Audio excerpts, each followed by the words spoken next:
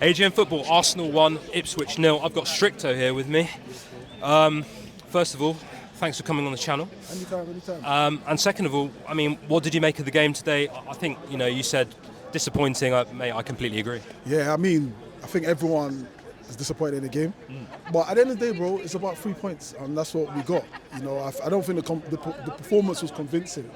But if you ask me after 90 minutes, playing a great game, and then coming away with a point or losing, I would take this performance and 3 points any time of the week, anytime.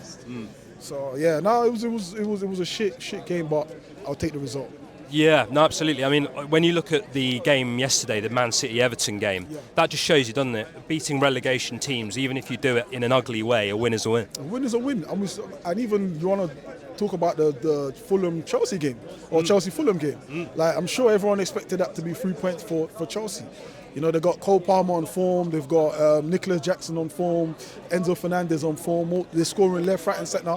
And look what happened. You can't take any Premier League game for granted. You just cannot. Everyone has something to fight for. It doesn't matter whether it's a mid-table team or team at the bottom. Everyone's fighting for something. It's just that everyone's fighting for different things. Do you know what I'm saying? But nonetheless, the fight is there. So you can't take any game for granted, But we did control the game. Now we had possession, but we didn't control the game.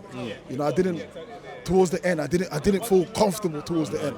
You know what I'm saying? So a better side might have punished us as well, potentially. They had the ball around the box quite a lot there at the end. 100%. If they was a bit braver, if Ipswich wanted to be, if they bombed forward a bit more and were a bit more decisive, they would have come out here with something.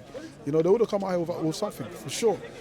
Yeah, I mean, going into transfer windows then, I mean, everyone's talking about it, aren't they? Obviously, there's a big debate. Do we need someone, striker, no striker? Can we get someone in who's good enough? Where do you stand on it, Stricto? I say get a fucking sporting director first. Get that first. That's a good one. Before we actually move, I mean, of course, I think we're thin. Arteta himself said we had the thinnest squad going into the season. So it makes sense. I think our season will depend on January, what we do in January. We tend to get players who are versatile, who can play multiple positions, So it has to be, I wouldn't out and out say we need a striker. Of course we need a striker, but where are you going to get one? But you need someone who can also play as a striker, especially in January. Like, it would be hard to pull someone off for a long-term move in January. Not saying it's impossible, but again, we don't have a sporting fucking director who's going to go and fucking iron out the deals.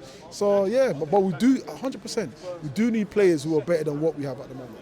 And does he have to win something this year? I mean, we're semi-finals, Carabao now, FA Cup against Man United. You'd back us probably to win that, wouldn't you, against them? And then we're into the fourth round. But do we have to win? I mean, what's good enough for you, Stricto, at the end of the year?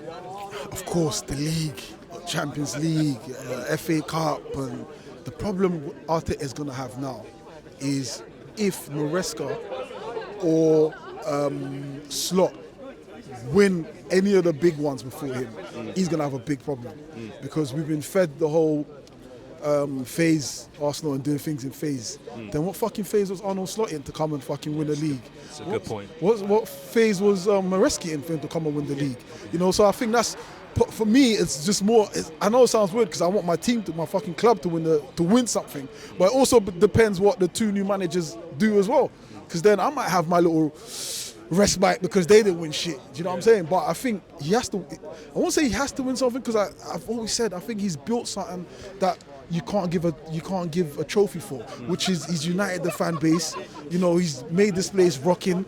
There's a lot of culture he's brought in, and he unfortunately don't get a trophy for it. Do you know what I'm saying? So I wouldn't really like us to tear it and start all that again. But then the other side of it is Klopp's gone and Arnold Slot is so it's a mad one, bro. It's a mad one. Difficult 2 games coming up. Will you back us to get 6 out of 6, Brighton and Brentford? Ooh, day 1 without Saka. Day 2 without Saka. Day 3 without. Yeah, I'll back us. I always back us, but it'll be difficult. I got to see something better than what we've done here today. Facts. Absolutely true. Cheers, Stricto. Nice one.